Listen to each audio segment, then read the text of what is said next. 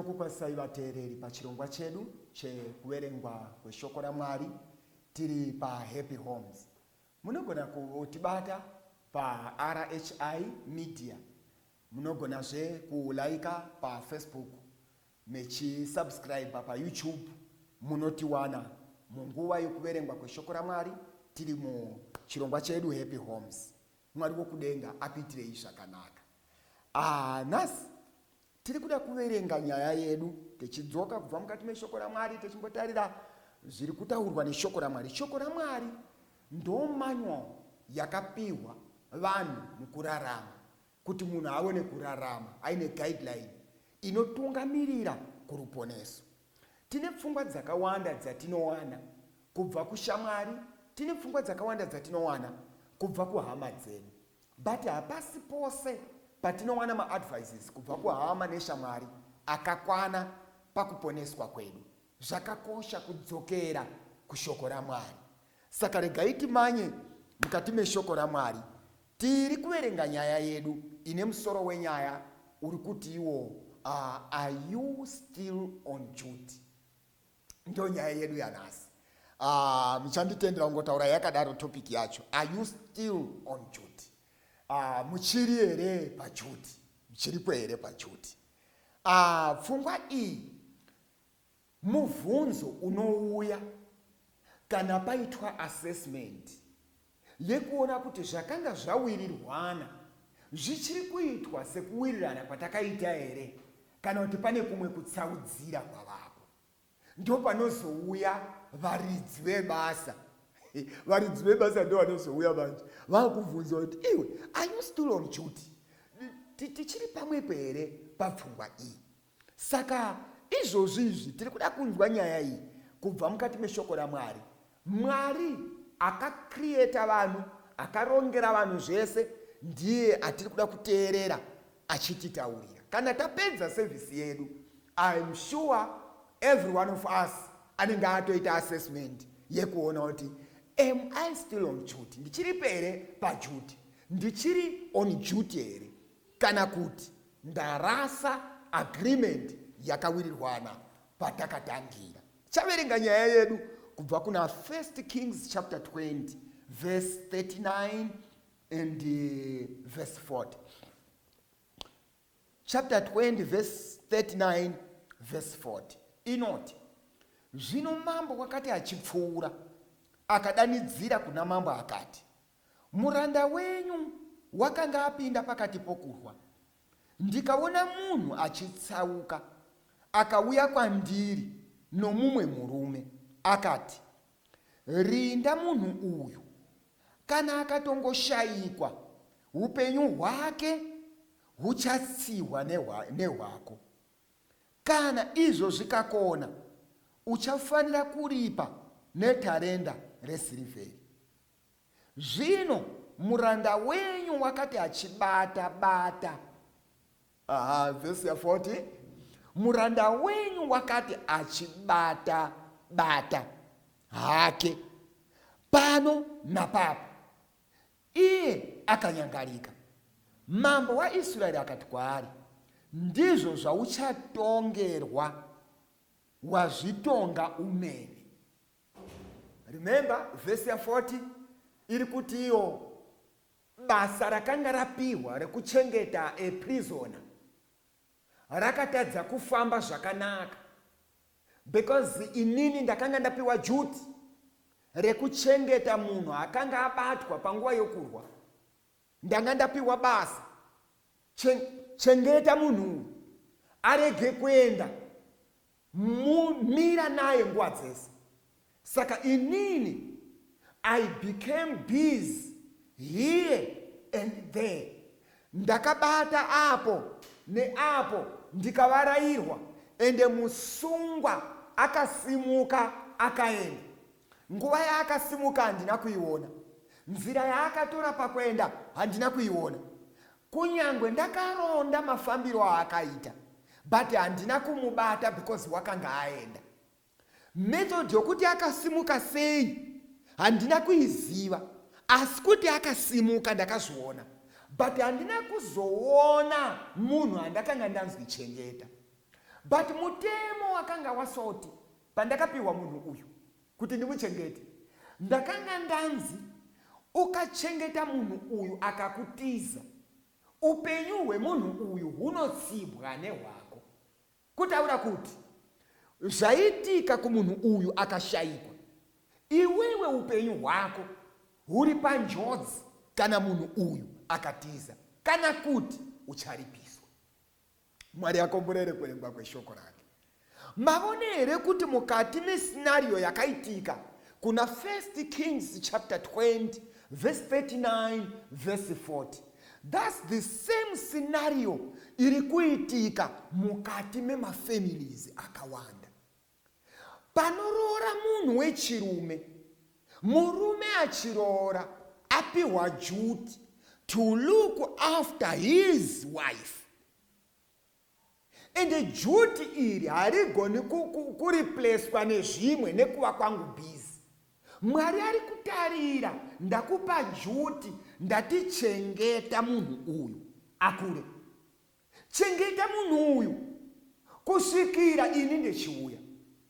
Ende pamakaroorwa mai guru, pamakaroorwa mai, pamakaroorwa mai nini, makapiwa duty musiuya, pamakazvimisira kuti inini ndazvipira kurarama neupenyu hwemurume uyu, ndichagara naye musi wemuchato paya paya, mechipa mavhausi enyu, mukutambudzika, mukushaya, mukuwana, mukufara, mukusuwa, kusvika rufu rwatiparadzanisa. Mwari andibatsire ndirambe ndechida murume wangu Abu kusvikira rufu rwatiparadzanisa. Iwo musi uya uya makazvimisira kuti ndicha make sure chese chine chekuita nemurume wangu, zvese zvine chekuita nekuchengeteka kwake mentally, nekuchengeteka kwake physically, nekuchengeteka kwake spiritually, nekuchengeteka kwake pazvose ndichamira nemurume uyu, and I will make sure inini ndaita duty rangu. Inimi manje baba mkuru, inimi baba mnini, mukazvimisira musi uya, I John,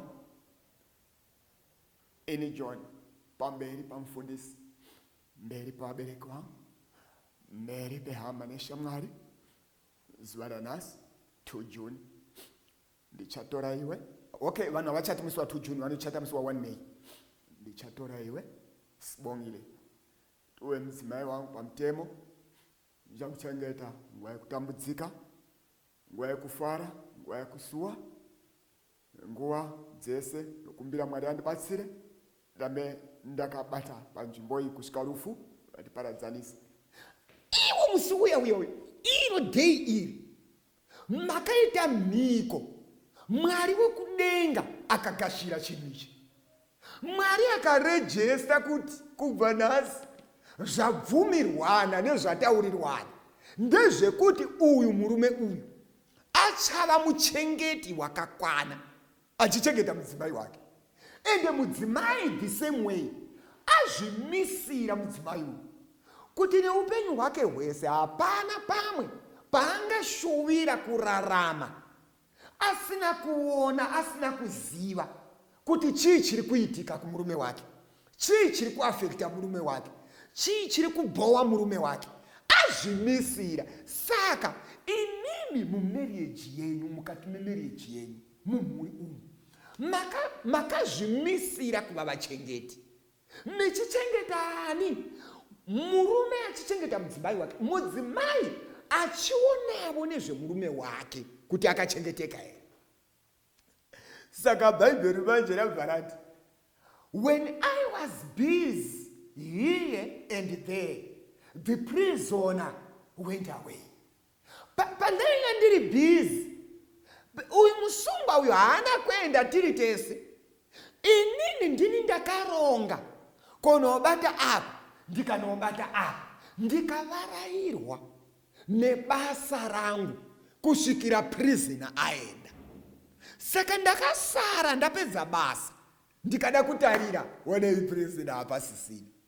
Zvikanzi naMambo pavhesi ya 40, watotonga nyaya yatopera. kana uri kutoziva kuti upenyu hwatiza hunotsihwa nehwako, nyaya yatopera, watozvitora. Maizviziva here vabereki kuti gore ramakapiwa mwana naMwari, imimi makapiwa assignment yokuchengeta mwana uyu, and how many times yatiri busy here and there kusvikira mwana aenda, ende kana akaenda haadzoki, anenge aenda zvishuwa. Kune vanhu vakamboimba muno muZimbabwe, vanhu vaimba wavo chimbo chavo chiti tokaenda nenyika ishuwa akaenda nenyika. But ndoda kuudzai kuti kune vanogona kuenda nenyika. Ukavarairwa mudzimai akaenda, anoenda zvishuwa zvekuti uchatsvaga toki womutaura kuti hauna kuenda nenyika, mai vekwangu ndo vakazoenda nenyika. Ukavarairwa zvekuti uri mudzimai unogona kubatikana nebasa rako, kukanganwa kuti une munhu anoda kutarirwa nezvake, murume wako, ndiwo unozodaidzira vamwe kuti aiwa toki hada kuenda nenyika, baba vekwangu ndo vakazoenda nenyika. Ukavarairwa nekubata apa nepapa, wokanganwa kuti wakapiwa duty. Ndosaka topic iri kuti, are you still on duty? Uchiripa here paduty rako remusuku? Ndisati ndataura zvakawanda, nditenderei kumuvha mbijana ndikobata hangu kapfungwa kanonaka aka pana Genesis chapter 2. Genesis chapter 2 verse 19. Ndiri kudzoka apa hativhi, ndo pane nyaya yedu. Are you still on duty? Genesis chapter 2 verse 19. Regai timbobata zviri kutaurwa panapa neshoko raMwari. Jehovha Mwari akaumba nevhu mhuka dzose dzesango neshiri dzose dzokudenga, akadziisa kumunhu kuti aone kuti uchadzitumidza mazita api. Zvipenyu zvose zvazvakatumidzwa nomunhu ndiwo akava mazita azvo. Mwari atibatsira. Maona here kuti baba vekudenga method yavo, kana vari kuda kuchengeta munhu wavo, vanomupa zvekuita vachimumonita. Mwari anosika mhuka dzose, anosika shiri dzose, ndobva adzipa kuna Adamu.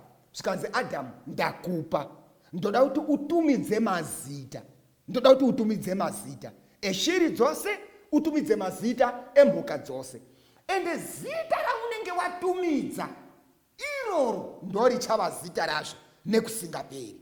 Ndeikumbudzira kuti ndidzike mbijana. Munhu akatumidza zvipfuwo zvose mazita, neshiri dzedenga, nemhuka dzose dzesango, asi kwakashayikwa mubatsiri wakamukwanira iye munhu. Asi pfungwa yandiri kudako ndeyekuti iwe hama dzangu, mavona here kuti Adamu apiwa assignment yekuti tumidza mhuka mazita. Hapana kumwe kwaakambenge ararama akaona kuine mazita edzimwe mhuka zvekuti aigona kuzokopera mazita achidudzavo dzaapiwa idzi. Muupenyu hwaAdamu ndokekutanga kuona chinonzi mhuka, ende Mwari ari kumupa assignment yekuti dudza mazita. Kana wadudza zita, zita iroro ndo richava zita remhuka iyi kusvikira nekusingaperi. Saka Adamu vachi, Adamu, ndaikumbira kuti kune vechiduku vese, vakomana, vasikana vasununguka zvenyu, kune vakomana vese vari kuteerera pfungwa idzi, imbomira izvo muri kuita, tibatsirane kunzwa apa. Ukanzwa apa, pano kupevhera wei yakanaka yokupinda mumarriage yako. Maona here kuti Adamu paari kududza ari kungotarisa so over.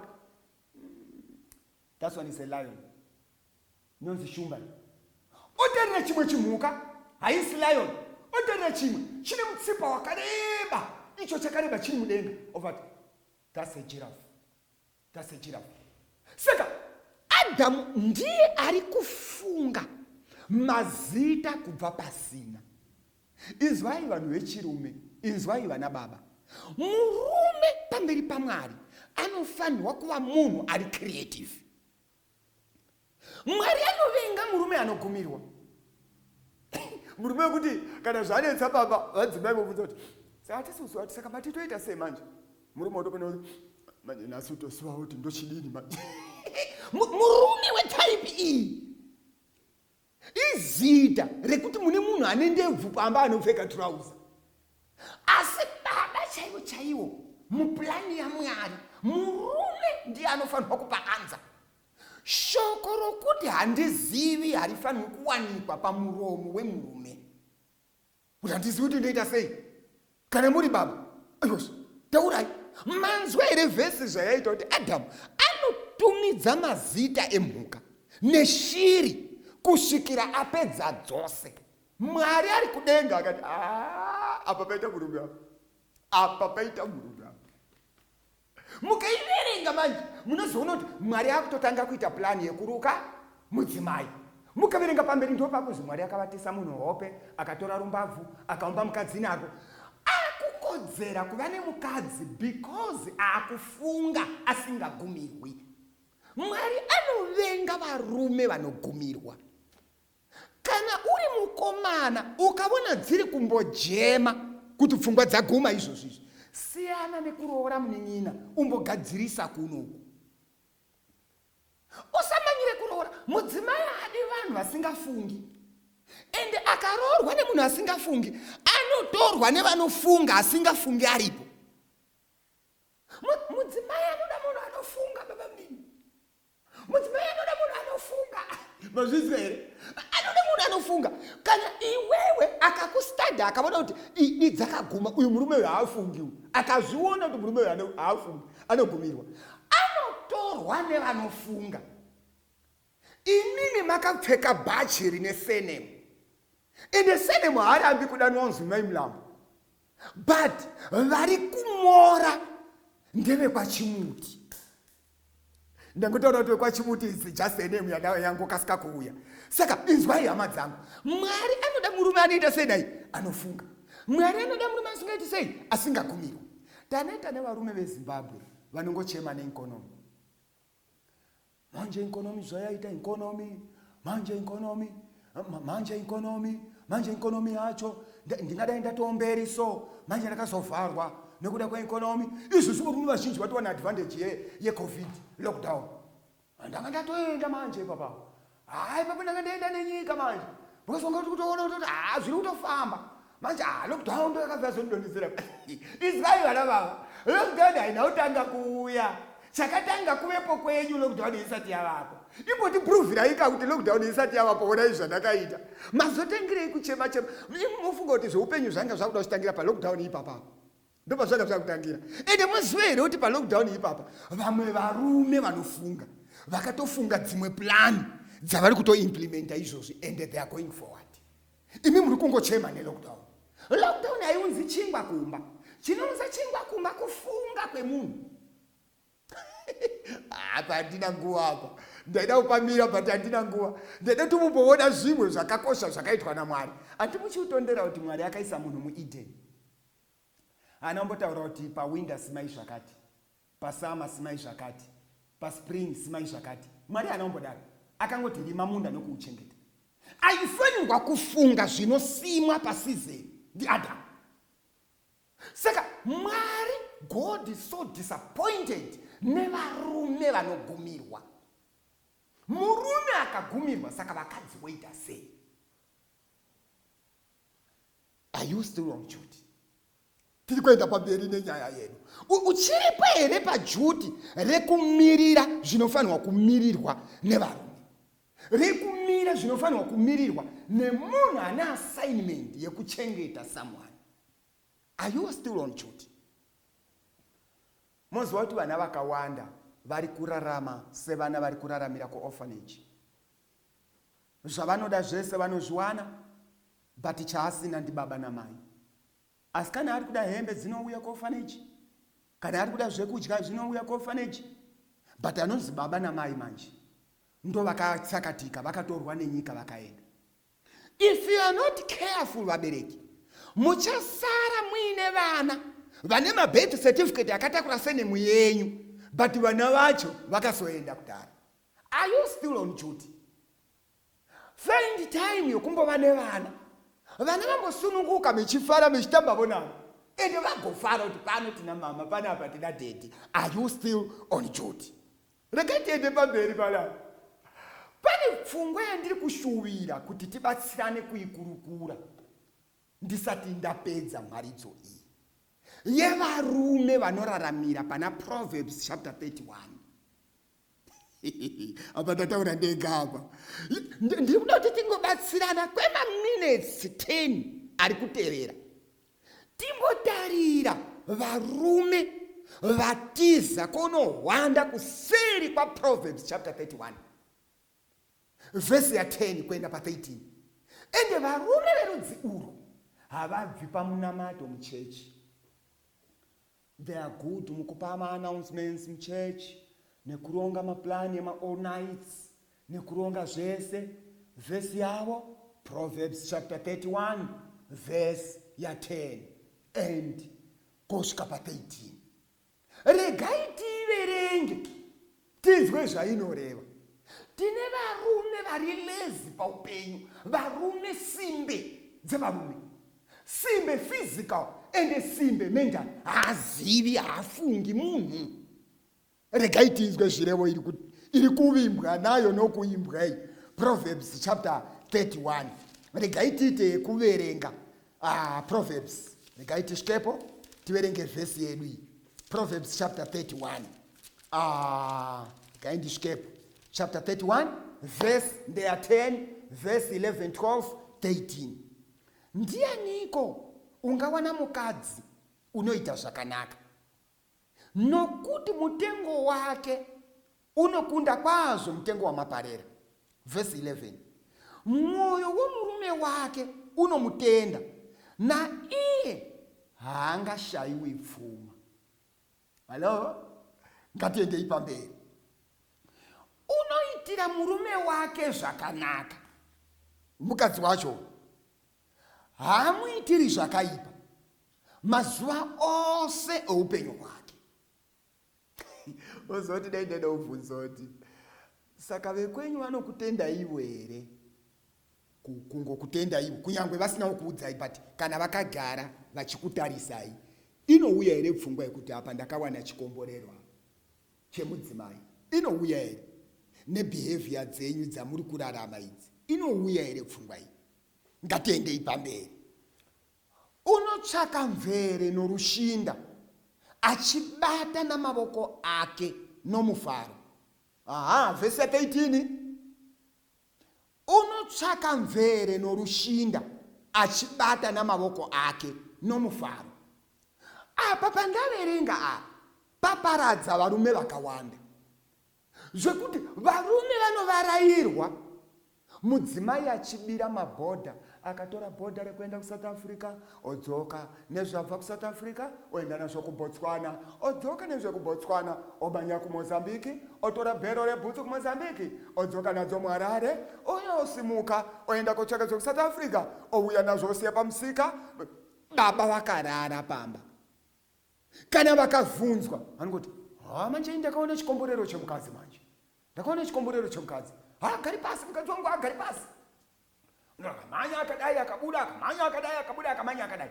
And baba ava vari kukota vhesi vachiverenga apa pandaverenga apa. Ndiani angawana mukadzi anoita zvakanaka? Ndinzwireivo vhesi ya 13 vana baba. Unotsvaka mvere norushinda, achibata namavoko ake nomufaro. Ndaikumbira kuti tirambe takabata apa.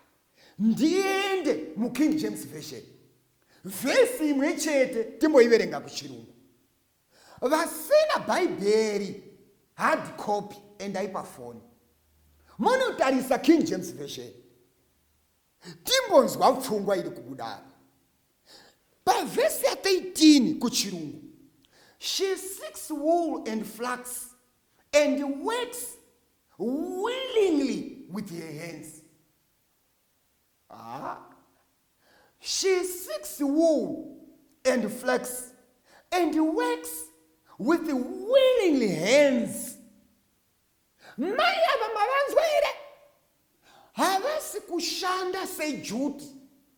Willingly zvinoreva kuti havasiri kuzviita sokuti ndo juti ravo, but vari kuzviita nekutoda ivo, kwete sejuti ane juti rekushandira mhuri murume.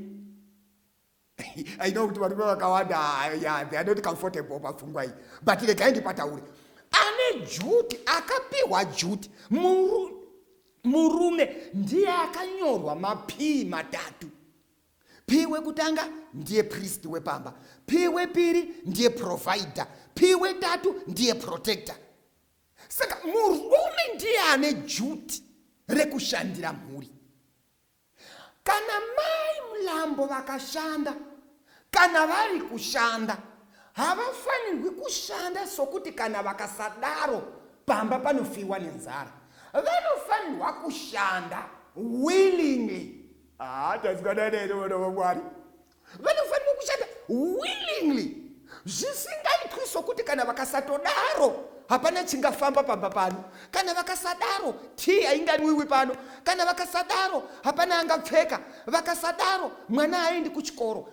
Ane Juti rekushandira mhuri ndi baba. Kana mai vava kushanda, vari kushanda willingly. Tichiri teseri vana vaMwari, are you still on duty? Ndotopiki yedu. Saka tiri varume vakawanda, unoziva varume vano varaizwa so eti mai vakaenda, iyo tomuka usiku tombofona, maapa ndati maakupi kufunza mudzimai. Madzimai obva vanzwa foni yako rini, ale bakudzi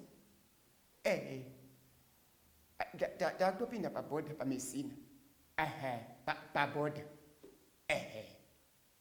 shasha manje kuti ichirara hope dzaakunetsa because yambomuka kwakuisa radio on, radio kwakuisa on, apa patoiswa chimbo.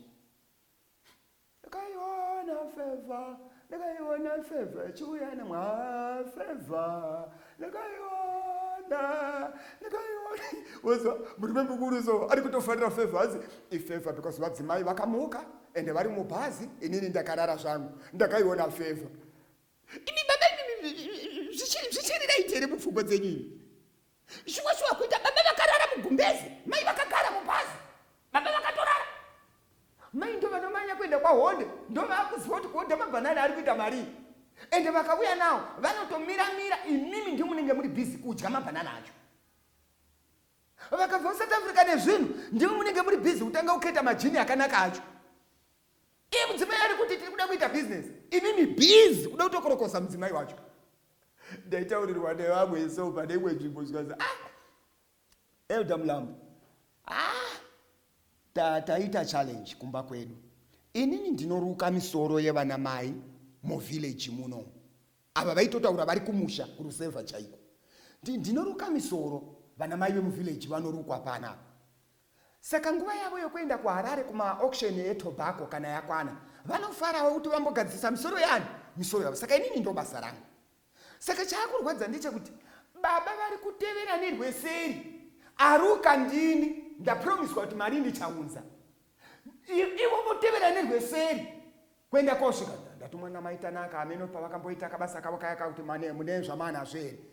Baba ndodziri kucollect, ende apedza kucollect uri kutora mari yacho yese nayo kudoro. Mudzimai unozosara wendoza takapa baba. Baba vobvunzwa, Deuteronomy Joshua, mari yakarohwa yese. Kutevera nezvikwerete zvemukadzi. Uri baba akaita sei? Are you still on duty? Tichiripo here pandima yedu yekuchengeta mumwe uyu. Alright, vana baba tazvizwa. Imimi vana mai, are you still on duty? Zvichiri kufamba zvakanaka here? Promise yatakaita gore riya ndo here ichiri kurarama kusvikira nanhasi. Vazati mai guru vangu mai ndini vasati varoorwa vageza mangwana kuma 88 vatopinda mushawa vatogeza kuti mire kuma22 vatogeza manheru kuti ndasogeza masikati. Saka ndikaini kuona kuti ndingangopukuta makumbo ndione kurara. Iye zvinezvi vanomuka mangwanani nechipulling socks chavo mumusoro, vagotekesa vemanext door ukasei zvakaoma covid masonzo here kuti yane vangari izvozvo. Ndikutobva panyuzi covid mainzo here kuti yane vangari vabatwa muno muZimbabwe. Vaku 5 gore rino zvakaoma votarisa panext door mamukasei apa masonzo here kuti death yecovid yakakwira, takabva pa4 papa taane 6 izvozvo izvi taane 6 zvakaoma. nechipulling socks mumusoro, vagodla breakfast, vagopedza, vagotenderera. Mukadzi mukuru kukanda hwema, achiita hwema. Are you still on duty yokuchengetedza murume wako? Ende murume uyu mukaera matamba maiguru, mukatamba mainini, akaenda, munotaurira vanhu kuti toke ayepera vanhu kuti akaenda nenyika, haana kwaakaenda. Uyu munhu anogona kuenda. Are you still on duty? Ndimwe maamberi, murume akangobvunza kuvunza kuti mambono masocks angu era. Kana mine nyaya taurai musha, handisi wardrobe ini. Handisi wardrobe. Zvekushandiswa nezvinhu zvisina basa rese ndo zvandisingade izvozvo. Nodhererwa izvozvo. Are you still on duty? Zuva riya makati imimi muurombo, mukushaya, mukutambudzika. Are you still on duty? Ndiri kutaura nevana mai vabatikana nebasa kupfuura kubatikana nekuona welfare yemurume wavo. Zvokuti varume vazhinji vari pamariro izvozvo. Handisi kunyepa, ndiri kuudza chokwadi. Varume vazhinji vari pamariro. Vari kuchemei? Vari kuchema all the time love. Apa ndataura ndega apa. Chavari kuchemera chiri kudai. All the time love. Yamai vane 323. Musi weSabata ndo yamunoenda nayo kuchechi mese. Kukanzi kurufu kumusha ndo yamunoenda nayo kumba. Kukanzi tiri kuenda muine 323. Murume varume vazhinji vari pamariro ekuchema nguva yamai vane 323. Because ndo paakasopedzesera avo kufamba nomudzimai wake. Iye zvine zvandi vakazotora license ka vakaenda kwa-VID. Mukapasa provision. License zvakazonetsa hazvo asi provision makapasa. Iri kubvunza, what do you do when you see an helicopter on your view mirror? Mobva mangotofunga kuti kana kuona helicopter muview mirror. View mirror inoona zviri kumashure. Helicopter yoone kutaura kuti no is false. Hakuna chakadaro. Mukabuda neanswer kwayo. Makapasa henyu. Makatotora license. Izvo magara mushika. Zviri kutofamba. And you are driving your own car. Saka hondo yava nemurume wenyu izvozvizvi. Haana umbokuudzai, but regai ndichingotaura. Zvimwe pada zvingakubatsira iwe. Pakati pevhiki ari kudriva murume ari kuenda kubasa. Inini you are driving muri kuenda kubasa kwenyu. Hazvina kuipa. Come weekend. Murume anoti ngatichienda zvekuchechi mai mwana timboenda kuchechi tiri pamwepo. Onzi nyonesa zvenyu fanika imimi vane zvigaro mumachechi ka. Nyonetsa because time yamunotanga yacho vanhu vanenge vasati vasvika. Imi munoda mbosvika muchiita meeting. Saka inini kuenda nemi handina zvandinoenda koita, ndongosvika ndongogara paya. Ini izvozvo ndinodhibowa. Saka tungamira henyu, inini ndichatevera. Kudzoka kumaridzo yedu yatakamboita iya. Ende paari kuenda mupfungwa ari kuti vakomana, nhasi weekend ndaifunga kuti ndichamboendavo nemudzimai wangu. Ndichingodriva, mai mwana vakagara pasaiti apa vakabata pesi yavo. Zvapera ndezveweekend, ko musi unoitika rufu, kwaitika nhamo kumusha. Kwaitika nhamo, ndimunotungamirai. Ini ndozotouyavo, hapana panombofambavo nemi.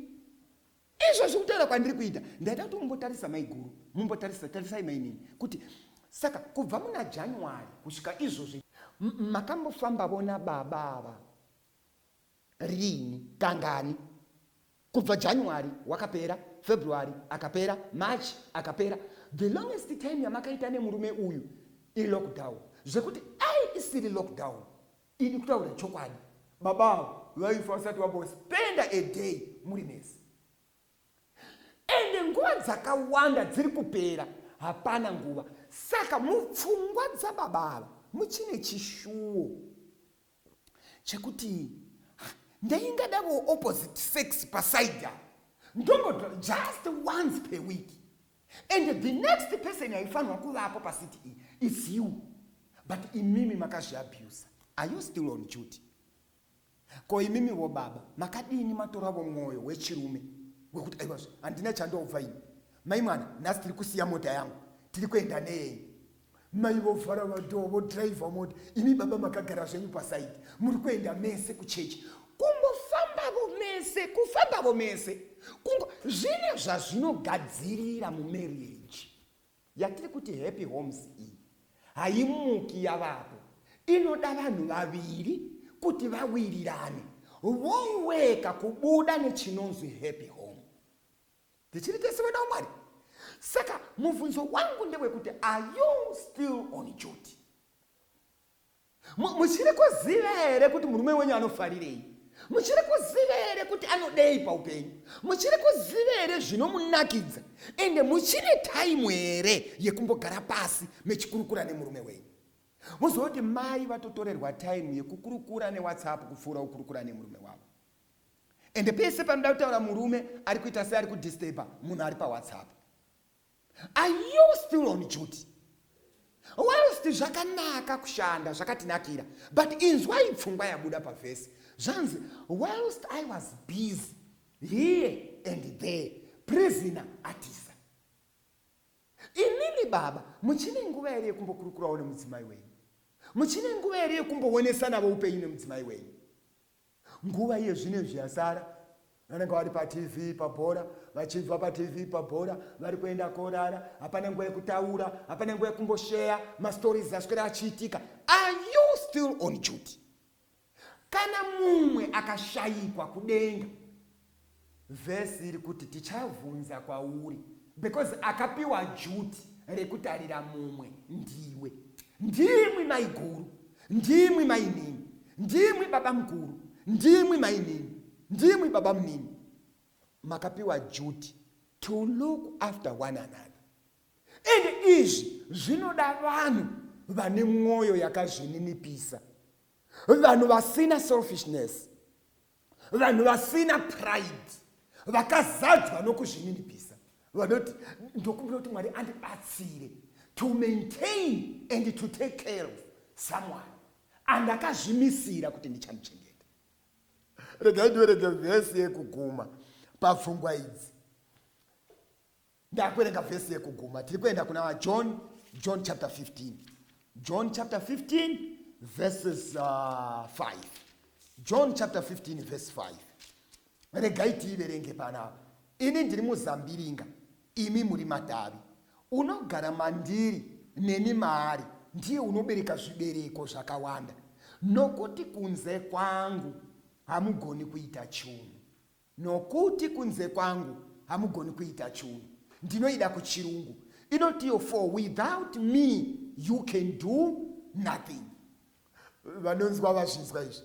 For without me you can do nothing. Verse Jesu haasi kurambidza kuti kunze kwake vanhu havana zvavangagona kuita. Jesu ari kuti kunyangwe vakaita zvikabuda, but as long as zvaitwa without me, zvaitwa zvacho is nothing. Ndozvekutaura Jesu. Jesu harambidzi vanhu kudya asipo. Jesu harambidzi vanhu kupfeka iye asipo. Jesu harambidzi vanhu kuvaka iye asipo. Jesu harambidzi vanhu kuseka iye asipo. Ari kuti kunyangwe vakazviita zvikatobuda, as long as inini ndisiri included munyaya iyi, they are doing nothing. Inzwa hama yangu, zvinhu zvatakurukura apa zvakaoma, zvinotyisa, zvinobata pfungwa. Asi inzwa hama yangu, simba mauri nemandiri hakuna. Hatina simba nokuti panyika hapana rimwe zita rakapiwa ratingasunungurwa naro. Simba redu tinoriwonepi? Itaukama naJesu, aiva Mwari, akazvininipisa kusvikira parufu, irwo rufu rwomuchinjiko. Kana Kristu ava kubata mundangariro dzenyu mainini, kana Kristu akabata mundangariro dzababa, akabata mundangariro dzamai avo, everybody anodzoka pajuti, kwete achitsvaka kufadza mumwe, but achitsvaga kuti zita raMwari rigokudzwa. Hatina kure kwatiri kuenda hama dzangu. Zveupenyu huno zvine pazvakananga ende zvinoperera paguva. Tadini tagadzirira izvi? Taita ukama naKristu Jesu. Iye omira pakati pedu achibatanidza vaviri vane mabackgrounds akasiyana, achibatanidza vaviri vane madegree akasiyana, achibatanidza vaviri vanoti inini handinzarwo. Iye omira pakati pedu oruka kuzvininipisa, then taira tava nemusha unonzi happy home. Saka kubva padiscussion yataita, are you still on duty? Kana wanga warasa duty, wadini wadzoka kuburikidza nezita raJesu. For without me, you can do nothing. In other words, whatever you try and do without me is nothing.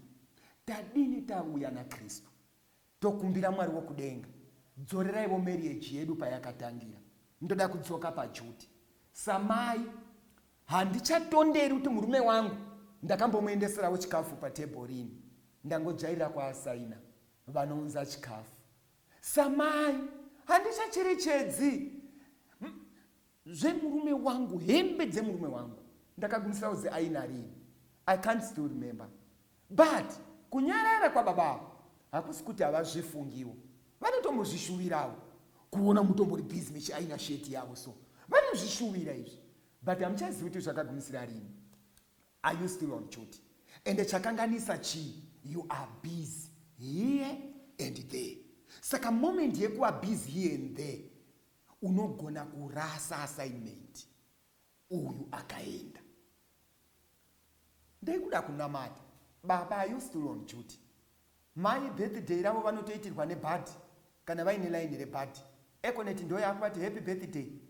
Imini baba, imini chaiye chaiye. Hamtombozivi nebirthday racho ramai, birthday remudzimai wenyu. Hamuchatorizivi. Zvakatopera. Zvakatopera. Ende mai, zvavanotoziva pamba nezvokungoti baba vanotenga shuga nesipo pano, ende pano tinogeza. But inini makagutsikana kuti mai vane basa ende hembe vanogona kuzvitengera, ende inini I don't mind. Muchiuziva kuti mai ava vachiri kufarawo kuonawo present yechiuya kubva kwamuri. Mapresence anoenda nelevel yenyu. Haungatauriwo kuti imimi muri kuZimasco, ndimwe manager weZimasco, muunza present yeSweet kumba. Vanozvikashira, but maigonawo kuita zvinoenderana nelevel yenyu. Vari kumusha akaunzirwa matohwe, anogara pasi mai vachiembera. Mazvita chumba, mazvita chigara masango iwe, mazvita vachifara. Are you still on duty? Ini ndakuda kunamata. Munamato wangu ndiwe kuti Mwari wekudenga atibatsire tidzokere paduty redu. Vana vedu vadzoke kuonekwa, timbovaone nguva nekuona vana vedu. Are you still on duty? Jesu is the only answer inodzorera vanhu tikatanga rudo rwanezuro. Mwari atikomborere. Kana varipo vane munamato wakadai, ndakunamata, ende muri kwamuri Mwari wokudenga atibatsire tidzokere kwaari, tigova paduty redu. Mwari adire chikomborero chake. Baba vedu vekudenga namuponesi Jesu, tinotenda nyasha dzenyu, tinotenda rudo rwenyu. Mazvita mutsvene nekutipa mukana wokuverengwa kweshoko. Takabatikana nemabasa eupenyu huno kusvikira tatadza kutondera duty rataifanira kunge takaita. Takabatikana nezvimwe zvinhu zvenyika ino kusvikira tarasa duty. Dzoreraiwo pfungwa dzedu Mwari paduty, tigokuraramirai kusvika hwamanda ichirira. Mirai nesu Mwari, murangarire vateereri munzvimbo dzakasiyana-siyana. Masituations asanganikanwa nawo akasiyana, asi munamato wangu ndewekuti imimi mubatanidze mhuri dzigodzokera pamunotarisira kusvikira mhuri dziri, muisewo chikomborero kwatiri. Kuda kwenyu ngakuitwe kubva zvino nokusingaperi muzita raJesu. Amen. Mwari akukomborerei.